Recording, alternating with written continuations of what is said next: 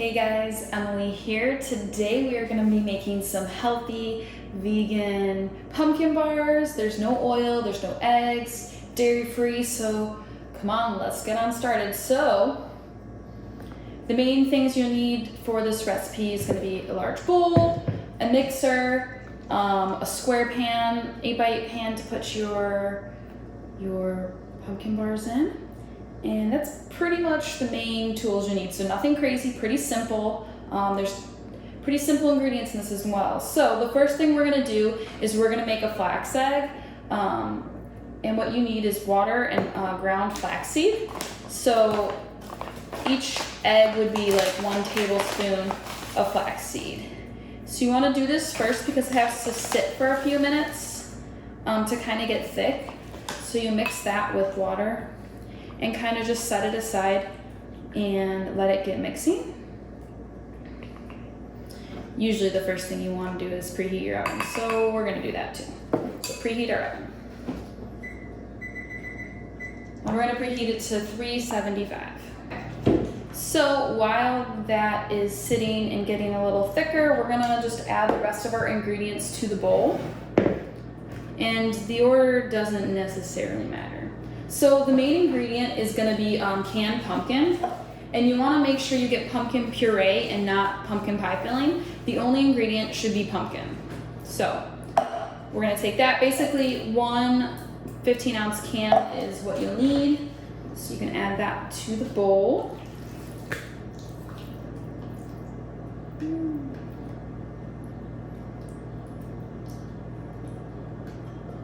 Okay. And then we're gonna get our sweetness in this recipe from agave syrup. Alternatively, you could also use maple syrup. So we have 3/4 cup, so we're gonna add that in as well.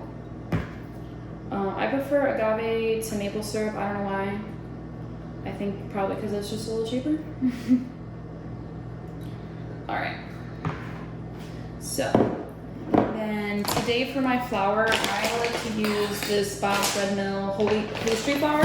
And so we're gonna put 1 cup and 1/4 of that in. So 1 cup.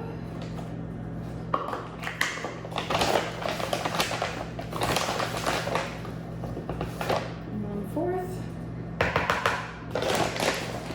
All right. So we're also going to want to add in some vanilla extract. So we'll go ahead and add that in.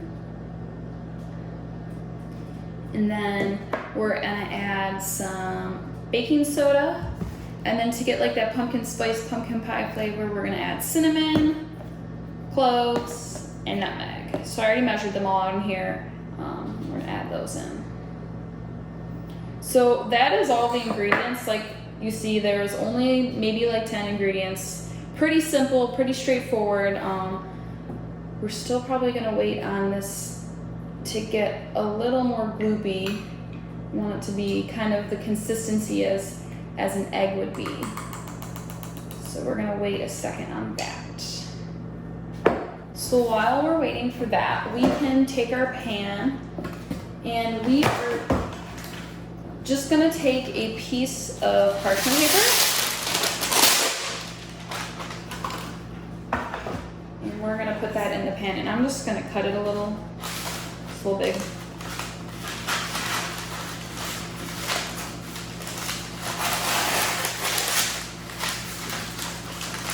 And then what you can do is you can cut a line on the corners,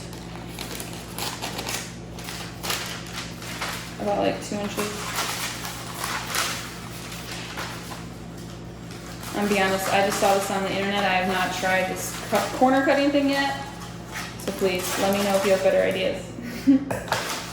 But it's supposedly supposed to help us put this in the pan.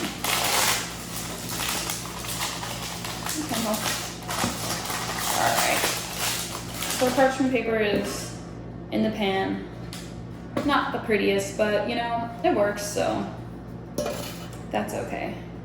All right, so our flaxseed is pretty good. So we're gonna go ahead and add that to our main bowl here.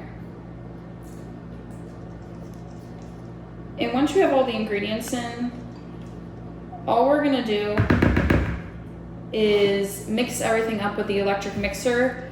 You don't have to do it for a certain amount of time. You just wanna do it until it's good and mixed up. Give you a shot of what we're dealing with here. So here's our, oh, my head's in the way. Everything in there. Okay. Turn it back around and get me. All right. So we're gonna mix it on up.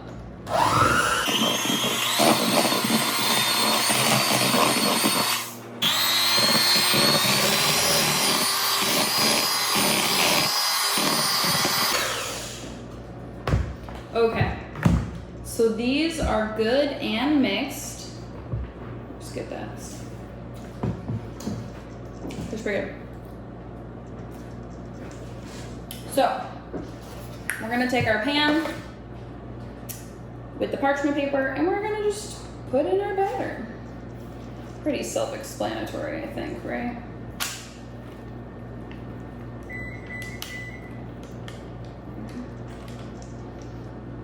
I don't know if you heard that, but the oven just beeped, so literally it takes 10 minutes to throw these together, if that. Pretty quick. And we're gonna bake them for about 30 minutes. Last time I made them, some of the centerpieces were a little gooey, but I liked it. So if you check on it at 30 minutes and it's not as firm as you'd like it to be, just cook it a couple extra minutes. If you want it a little more cakey, but I liked it gooey. Okay, so once we have this in here, we're just gonna kind of swish it around so it's evenly placed in the pan, like that.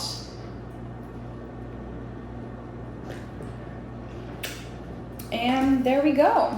We have our pumpkin bars ready.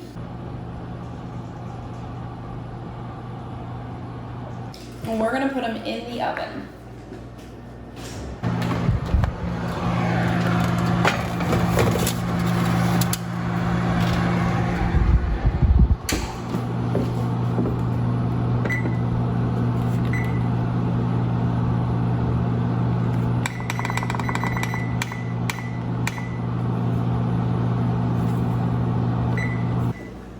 All right, our pumpkin bars are done, so we're gonna take them out of the oven.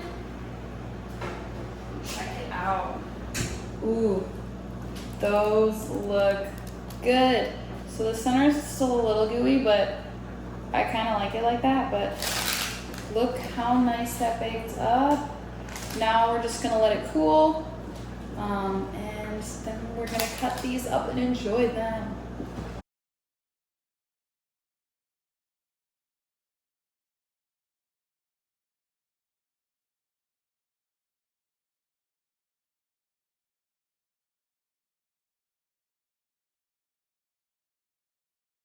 So these vegan pumpkin bars are a great recipe for fall. Simple ingredients, you get to use pumpkin, taste like pumpkin pie. No kidding, you don't have to worry about any crazy crust you have to make or any of that nonsense. It'd be good with like a little bit of coconut whipped cream or a little bit of like almond and milk ice cream if you're trying to get a little your sweet tooth on. But pretty simple. We're gonna take them out of the oven and let them cool completely before we cut them. And then you can store them in an airtight container. You're gonna wanna eat them within about like 3 days. If not, I would freeze them for later, but trust me, you're not gonna have any trouble eating them within 3 days. I think I ate them in like 2. No judgment, right? Well, thank you guys so much for tuning into this recipe. If you would like to subscribe, please do it and like this video. Have a good one. Stay happy and healthy.